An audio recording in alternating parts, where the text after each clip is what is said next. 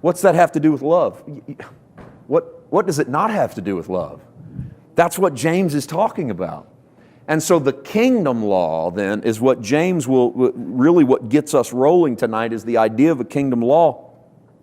But look at the 9th verse. We're not skipping the 8th verse. Of course, it's our subtitle, but we want to frame it because there's some things I want to say about it in a little bit. 9th verse, if you show partiality, this is the same thing he said back in verse 1. Remember, you don't have the faith of Jesus if you show partiality. If you show partiality, you commit sin, and you're convicted by the law as a transgressor. Why? Because the only way that you could show partiality is to put people under an external code of performance. You judged them when they came in. What did you judge them based upon? A preset standard of how they ought to dress, how they ought to talk, how they ought to live, how they ought to act. Where did you get the right to construct that? You go, I didn't, God did. You're right, God did construct that. He also fulfilled it at Calvary. So why are you resurrecting it? So the moment that you begin to judge people, you place yourself under the law. This has been a tough one for me to really grasp, to put my spirit around. Because I, for so long, said what's happening is a lot of ministers are putting their people under the law. The Holy Spirit is starting to teach me. They're not only putting their people under the law. The moment you put someone under the law, you have to go under the law with them, because James 2:9 says the moment you show partiality, which within context is the moment you judge them based upon what they do, you are the transgressor. Why? Because the only way you can put yourself into a seat of judgment is if you're judging based upon the law. Oh, man. We're more legalistic than we realize. I mean, first of all, we got forgiveness issues. That makes us a legalist. You know what else does is every time we judge somebody based on their appearance, we make ourselves out to be transgressors. He said if you show partiality, you make yourself a transgressor. Well, what in the world? Transgression, by the way, only has to do with the law. There's no such thing as transgression if there is no law. Paul said in the book of Romans, where there is no law, there is no transgression. Now, what we've done in the church is we've mixed transgression and sin up. Okay? Sin is just unbelief. In fact, that's the new covenant sin, is unbelief. Transgression is when you break the law. You're a believer under the new covenant.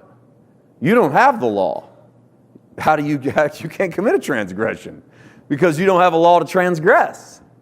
So why would you construct the law in order to judge your neighbor?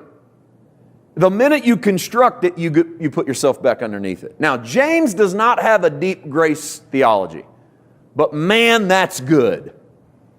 I mean, he may not have understood the depths of the new covenant. Well, I know he didn't.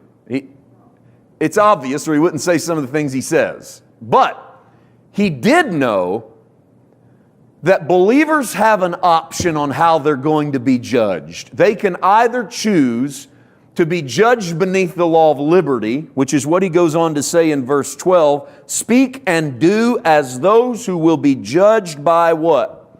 The law of liberty. Same thing he said in chapter 1 when he said, for those of you that look into the law of liberty, and then he said all those great things that will happen in your life, versus those who behold their face in a natural glass, or behold their natural face in a glass. So the law of liberty, this beautiful new covenant, James says, it's your choice. You want to be judged beneath the law of liberty, or do you want to be a transgressor of the law by reconstructing the law around you and how you deal with your neighbors? So it's impossible really to judge through any other standard without being a legalist. There's just no way. Let's go back to forgiveness for a second, because I think the whole issue of loving your neighbor, which James calls the kingdom law, I think the whole issue revolves a little bit around forgiveness. It's why the lack of forgiveness theology in the Old Testament, stay with me here, the lack of forgiveness theology in the Old Testament caused Israel to have a real misunderstanding of the love theology of the Old Testament. The Old Testament has a love theology. The Old Testament does not have much of a forgiveness theology. In other words, preach to me a message on forgiveness and don't use the New Testament. Use the Torah, the Old Testament only.